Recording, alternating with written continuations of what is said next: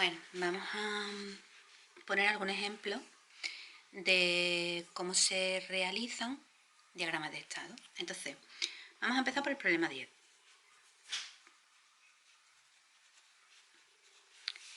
Que dice que hay que diseñar un circuito secuencial síncrono que tiene una entrada X, una salida Z y que detecta 3 ceros o 3 unos consecutivos. Es decir, que no puede intercalarse bits de otro valor.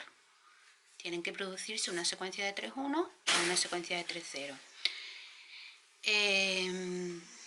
Bueno, cuando ocurre eso se pone la salida 1 y si la secuencia no se produce, pues la salida está a 0. Así está definida la salida.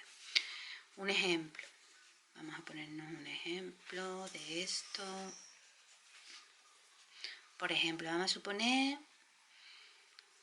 que tenemos este valor de entrada. Ya sabemos que el tiempo empieza aquí y sigue hacia allá.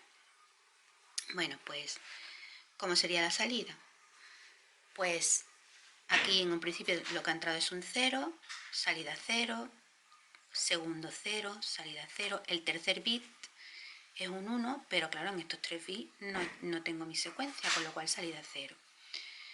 Entra un 0. Ahora, miro los 2 bits anteriores y la secuencia es 0, 1, 0. No se ha producido, salida 0. Entra un 1. La secuencia de los 3 últimos bits son 1, 0, 1.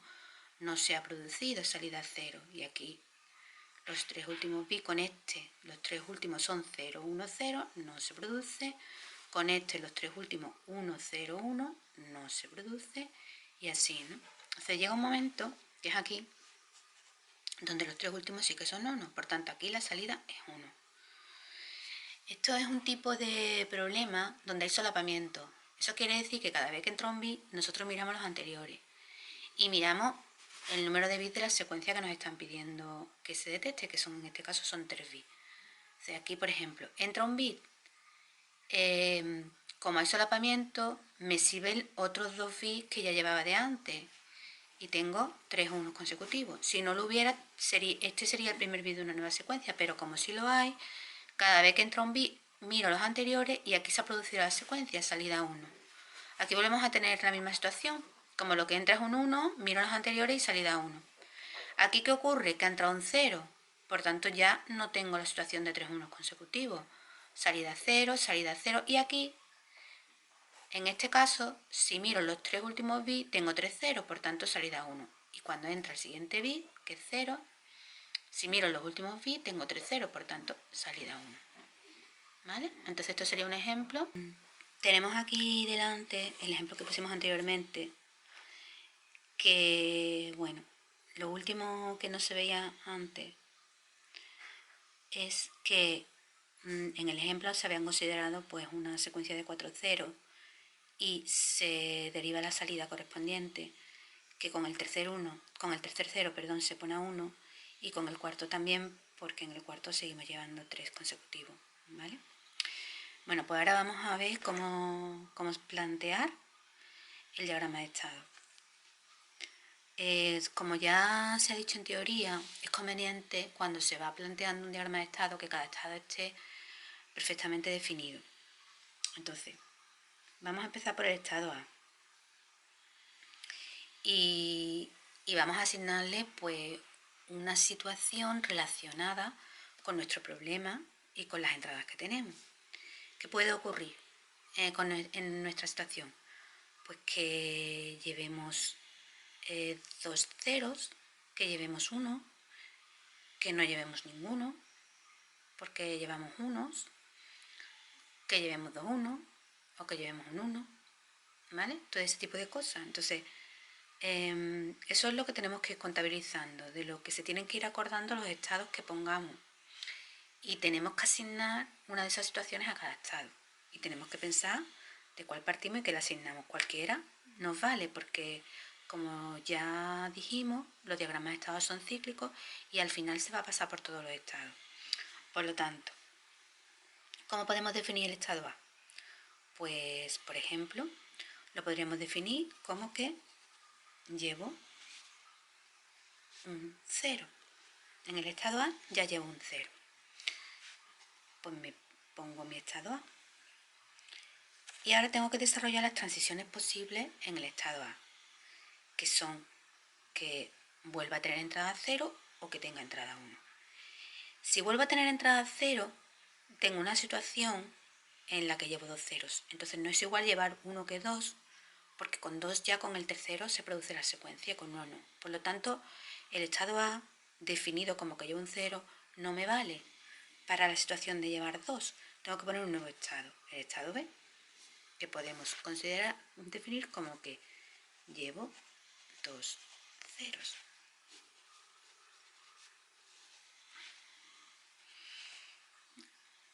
Llevo 2 ceros.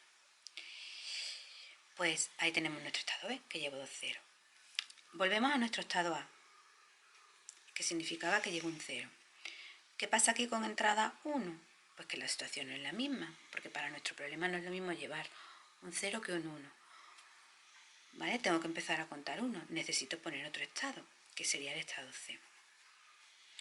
El estado C se define como que llevo un 1.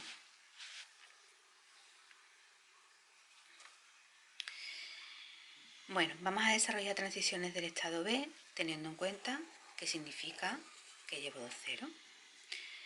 Si nosotros estamos en estado B donde ya me estoy acordando de que llevo 2 ceros y entra un tercer cero, ya tengo mi secuencia. Pero no solamente eso. Estaría en una situación de este tipo que tengo aquí en el ejemplo. Llevo 2 ceros y entra un tercer cero. Por lo tanto, llevo mi secuencia salida 1. Pero además, sigo llevando 2 ceros para otra posible secuencia. Con lo cual, yo con 0, aquí salida 1, me quedo en el mismo estado. Porque siempre tengo la misma situación. Llevo 2 ceros, si entra un tercero, salida 1. Si entra otro, sigo llevando 3, salida 1.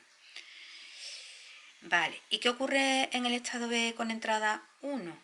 Pues que yo en el estado B estoy en una situación donde llevaba más de 2 ceros y ahora la entrada que me viene es 1, pues resulta que llevo el primer 1.